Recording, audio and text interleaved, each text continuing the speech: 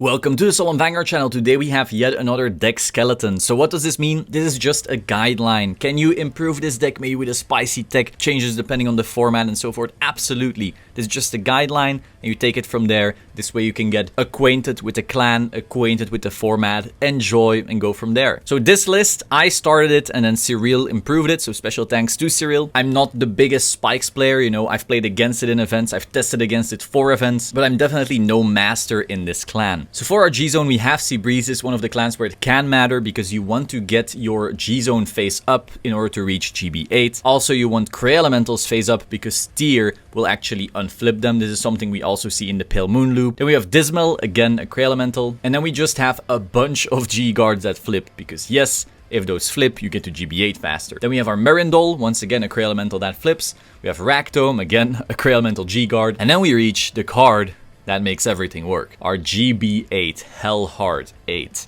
This card is the one that makes the loop possible. This deck tries to basically stall to this point. It's very reactive instead of proactive. You're just playing with your opponent and trying to survive until you reach this card and then win. Then we have two Agrias, just a fine stride. It's definitely not the card in this deck, but you need a first stride sometimes. But mostly it's going to be Merindol. And we have three of the G-Guard that actually gets huge in this deck. Sometimes you need it to live, but usually you're trying to go for our Linus, which is our flip G-Guard, in order to reach GB8. And then two Premium Collection 2019 stride, because this card draws a ton. This deck was good before this stride, but once they got this, now they also got to draw a bunch and live even longer. For the grade 3, the first one, if you're a standard player, you probably don't recognize this card because it's a very old one. It's Jelly Beans. And if you read it, you're like, why is this any good? Well, it can search for your heals, and your heals let you G-Guard in order to reach GB8. So you need 4 of this. Then we have our Juggernaut Maximum. Now, there's a plenty of Spikes players that will run totally different grade 3s.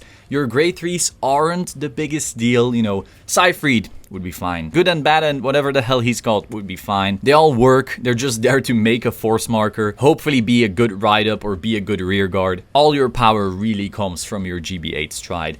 Then we have Braki. Braki just gets big. We have Spike Bouncer. This will not only extend your place on GB8 more easily, but it's also just a good ride. Then we have 4 Detonate Boy. I think it's called Detonate Barrel actually. This card is really good on your loop.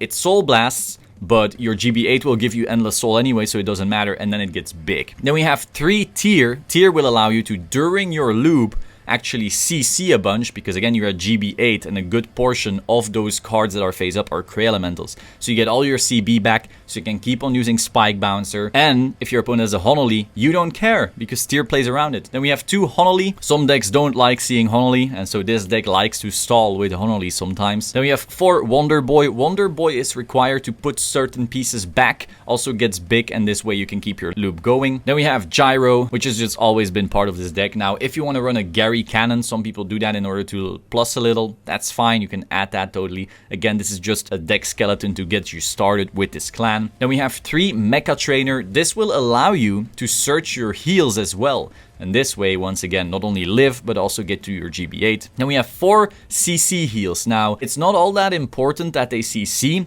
It's actually only important that it has the correct name to be searched of Jelly Beans. Then we have 4 Draw PGs, 4 Stride Fodder crits in order to stride, and then 4 more draws. Once again, this deck doesn't really need the crits. We're mostly running crits to just live. We need those draws to survive, reach GB8, and then also have still a solid hand to keep the loop going. That was this quick deck skeleton. Like the video if you liked, subscribe, and I will see you soon. Ciao.